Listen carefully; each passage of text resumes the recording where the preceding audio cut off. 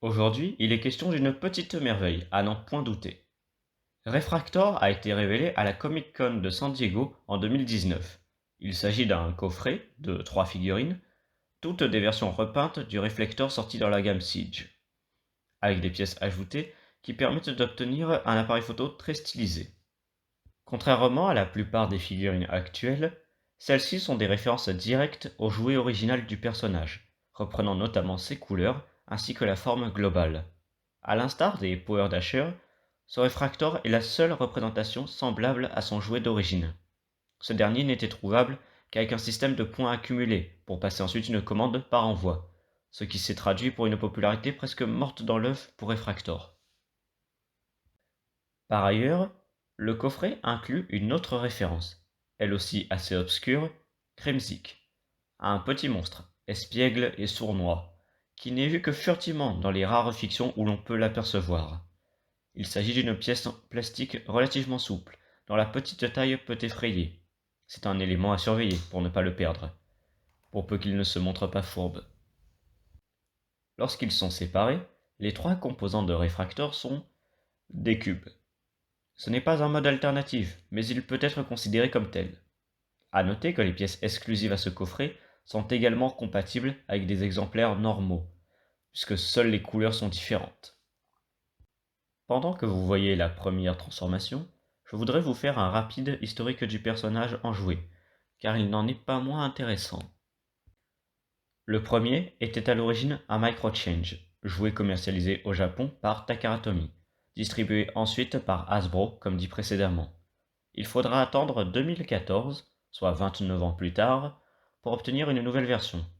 Le personnage a été réinventé pour être un Target Master, fourni avec Shrapnel. Cette version, basée sur un des membres du Refractor original, est assez oubliable. Pour dire, je l'ai découvert en préparant cette vidéo. 2 ans plus tard, une nouvelle version, réoutillage de Shockwave Combiner Wars, sort à l'occasion de la convention BotCon de cette même année. Sans surprise, le mode appareil photo n'est pas réalisable, du moins d'une façon officielle, ce qui peut dissuader de se procurer cet ensemble déjà extrêmement difficile à trouver. Il faudra donc attendre la version de la gamme Siege, sortie en 2019, pour enfin avoir la possibilité d'acquérir une représentation facilement accessible et fidèle à son modèle d'animation. C'est assez incroyable de se dire qu'il aura fallu tant d'années pour en arriver là, et ce coffret ne sera probablement pas surpassé avant d'autres nombreuses années. Une fois transformé individuellement, un composant de Refractor peut se joindre aux troupes Decepticons, sous la forme d'un vaisseau cybertronien, donc très stylisé là aussi. S'il y a un défaut inhérent à la figurine, peu importe sa version, qui pourrait à long terme rendre impossible les modes alternatifs, c'est les accessoires. En effet, le vaisseau nécessite d'utiliser tous les accessoires du robot pour être crédible visuellement parlant. Lorsque les 3 composants sont réunis, chacun possède des couleurs qui le rendent unique. D'ailleurs, les bras placés au niveau du châssis permettent de donner différentes poses d'action. Certains dénonceront des parties de robot clairement visibles en mode véhicule, mais en fin de compte, le côté cybertronien rend largement plus qu'acceptable ce choix de conception, mais surtout de design.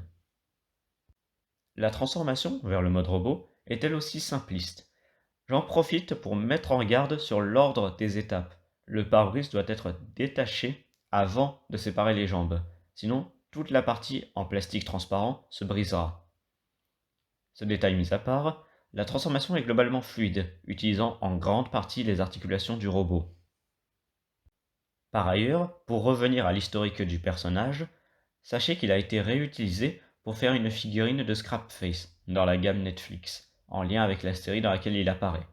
Et pas plus tard que cette année, en 2023, dans un partenariat avec la marque Canon, une réinvention du personnage a été faite. A noter que ce dernier est une exclusivité Takaratomi. On arrive enfin au mode robot.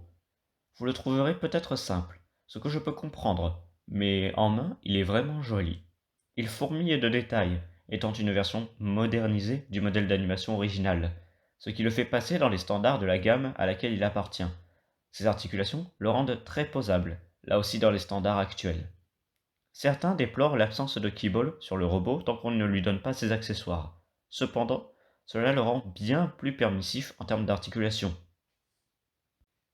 On parlait de keyboard et justement, les pièces additionnelles, exclusives à ce coffret, peuvent être utilisées par les composants de l'appareil photo. Les trois robots, jusque-là différenciés uniquement par leur couleur, sont rendus plus uniques. Chacun porte les pièces qu'il est censé avoir sur lui en mode appareil photo. Viewfinder est ainsi plus ressemblant à sa version d'origine, avec des épaules bien plus massives, qui personnellement me laissent penser qu'il est le chef de son équipe, de par sa carrure. Quant à Spyglass, il peut utiliser le flash de l'appareil photo comme une arme. C'est là aussi une référence à son jouet original, qui avait la possibilité d'éjecter un missile par cette arme. Enfin, Spectro, mon préféré du trio, a un accessoire créé spécialement pour ce coffret, qui forme un bouclier. Il peut vite devenir encombrant, bloquant son articulation de l'épaule selon comment vous le placez. Ensemble, ils rendent un excellent hommage au jouet original. Je ne suis pas fan des designs qui se veulent ressemblants aux dessins animés d'époque, mais les rares cas qui ajoutent une référence au jouet d'origine sont un vrai coup de cœur pour moi. Je vous recommande ce coffret, à un prix raisonnable bien entendu. Je l'ai eu en 2022 pour 40 €, donc qui sait, peut-être qu'un jour un Kremzik fera en sorte de vous trouver.